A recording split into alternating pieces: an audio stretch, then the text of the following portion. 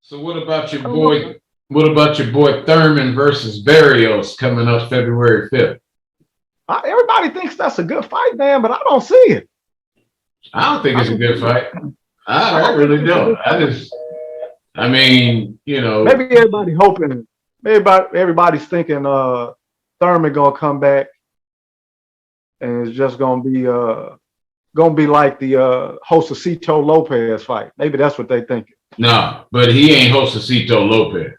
Barrios is a good boxer against other 140 pounders. When he's in there with one-time Thurman, we're gonna get reminded why they called him one-time Thurman. Yeah, that dude is 140. I know Barrios is a big 140 pounder, but I keep telling people it ain't how much you weigh, it's where you fight at. Yeah. He's 140 pounds. He used to getting hit by 140 pound guys in that ring. You get hit by Keith Thurman, man. Yeah, you hit the nail on the head there. When Thurman hit him, it ain't gonna be nothing nice. Now, even a rusty Thurman. I still don't think Rusty Thurman could put one of, you know, it's funny because I'm expecting a body shot to end that fight. That might. Yeah, I think Thurman gonna hit that boy with a liver shot with that left hook right to the liver, and that's it.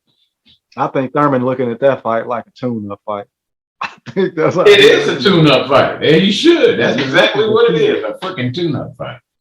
Now, I don't know. So Bob Arum is saying that he is wanting to offer Terence Crawford a one-fight deal to fight Josh Taylor for undisputed at 140.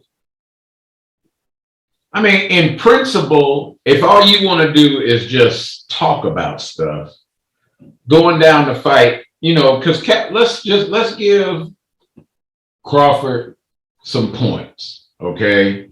All right, he fought, I think, a damaged Porter who quit, had his corner throw in the towel. The shots I saw Porter get hit with, like I said, were not that devastating. So you could clearly just draw the conclusion that, okay, since when can't Porter take a punch?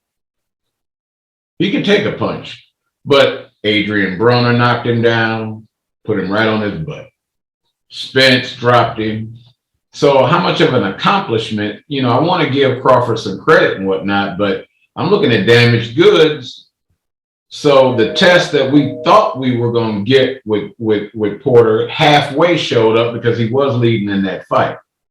But then, you know, he got exposed. He let Crawford catch up to him and then quit. So moving down to 140 pounds to face Josh Taylor. I'm not trying to take nothing from Josh Taylor, but Josh would be a much smaller man in that fight, even though he's 6 feet tall. Like you just pointed out, excellent boxing analysis. You said you might be bigger or taller or something like that, but where do you actually fight at? Well, he actually fights at 140. Yeah, he's 140 pounder. Yeah, and like I agree with Crawford, he has grown into 147. That's where he should be fighting at. Yeah, he's a legitimate 147, punching like a legitimate 147. And he does have a high boxing IQ. I'm expecting him to walk through Josh Taylor. But in my opinion, that's just another weak matchup by compare. I'm not saying that Josh is not undefeated. At 140 pounds with, you know, that peer group, Josh is a real force. He's undisputed. He's a real force. If he get up there with something like Crawford or Spence, he's about like Barrios, man. I mean, that's what's going to happen right there. That's not some big major accomplishment. That's an easy way out to claim some more unjust enrichment. Now, if you want to show somebody something, fight Boots Ennis, Mr. Crawford. That's what I want to see. Fight a talented cat your size. There ain't nothing wrong with him. He ain't damaged goods, even if he's new. And he ain't taking no wooden nickels. See, that's like that. We did a post where on Facebook where Roy Jones Jr. is fighting B-Hop. With a broken hand, he finished that fight and won. That's the kind of dog that's in Boots Ennis. He ain't gonna take no butt whooping. So if you want to show somebody that you pound for pound best in the world, don't avoid Boots Ennis. You ain't got nobody to fight. What you looking down at 144? So you can just claim you Billy Bad Butt. Nobody's expecting Josh Taylor to beat Crawford. Unless you ain't got no sense. If you don't know nothing about boxing. Then you expecting Josh Taylor to pull off this big, man, get out of here. Stop. I mean, if you know what I'm saying? And I gave him credit. You know, he beat Porter. So at this point right now, I'm looking at Crawford as the number one welterweight out there because Spence has been gone for so long. We still don't know what Spence going to look like. But if that's the case, if you're the number one welterweight in the division, why go down? Why go down and fight? Why don't you go beat Billy Bad Butt? You got Crawford calling you out. Did you hear him say anything about going up to fight? Excuse me. Crawford has Charlo, Jermell, calling him out, saying, I'll give you 50-50. Come on up here to 154. I'll give you 50-50, but come on up here right now. You know, right after Castano, you know, you don't be waiting on Thurman. Come on up here. About June, put Crawford in there with Charlo. Give me a reason to respect you. Fight Boots Ennis or Jermell Charlo. and you know, catch, you know, if he ain't going to do all of that, then fight Boots now and then catch Spence in September. Because Spence came out and said, hey, I'll fight Spence. Spence said, I'll fight Boots and Crawford back to back. See what I'm saying? And when you saw Errol Spence selling wolf tickets, if you available, yeah, he gonna fight you. Spence is smart though. Spence went about stuff the right way. Now I gotta admit, when he walked out of that Crawford and Porter fight, it didn't look good at the time. But I understand where he was going. He was already working on the Ugas fight. He was already working on that, man. So he ain't scared of Crawford, period. No, he ain't got no reason to be scared of Crawford. Crawford he got on a a big mouth and a lot of fanboys. That's what he got. He on a mission. He was doing what Crawford should have been doing. See, Spence was working on trying to get that Ugas fight. Right. He was working on trying to get that third title under his belt before facing Crawford. Because once he get that third title, all talks about you getting this much amount gonna be out the door. I'm sorry, you got one title compared to his three. He didn't, like I said, he damn near checkmated you when he got. Really, Crawford should have been working. How come you wasn't working on trying to get the Ugas fight? He didn't want to fight him. You know, man, you got Spence using that brain up there, man. Yeah, Spence going for them titles, and he trying to get a majority of the money out of that fight. When he does fight Crawford and whoop Crawford, he gonna have the biggest purse between the two anyway. That's the way it's gonna go. Maybe Crawford just ain't using his head, man. You know, we keep talking about what's wrong, and he's on AFN status. Ain't fighting nobody. That's what Crawford is. You know, I think he sized up Porter accurately. But if Porter made one little adjustment and just kept doing what he was doing the entire fight, he would have unanimous decision Terence Crawford. And I'm gonna tell you what I think about that fight, because I thought when it started off, I thought I saw Porter doing enough to where Crawford couldn't get in his game.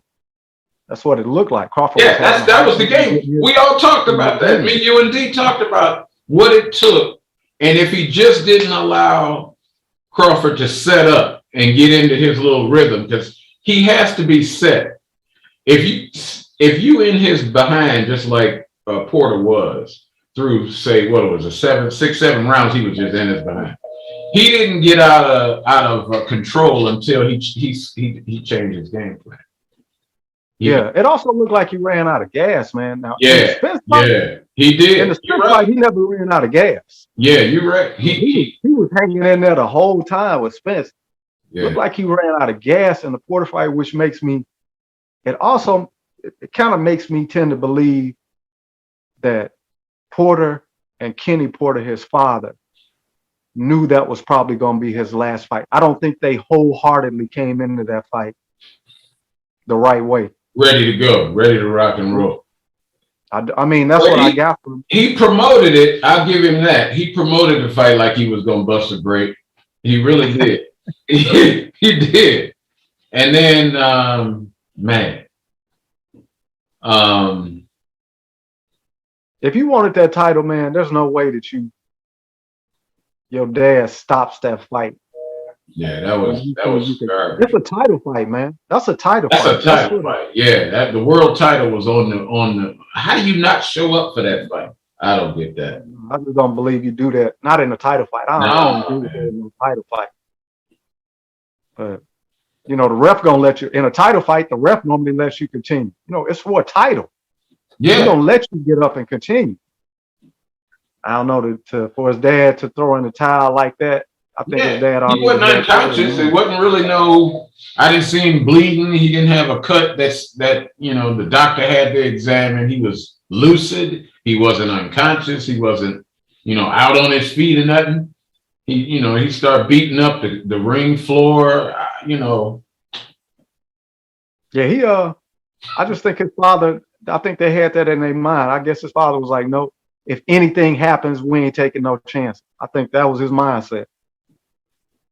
What chance he thought he was taking? It wasn't his world title. You remember Diego Corrales versus Castillo, where Castillo knocked Diego down like what was it, 3-4 damn times? Yeah. Went back to his corner and Guzman told Diego, you know what you got to do? You got to knock this MF out. Yeah. Send him back into the fight, man. You don't stop.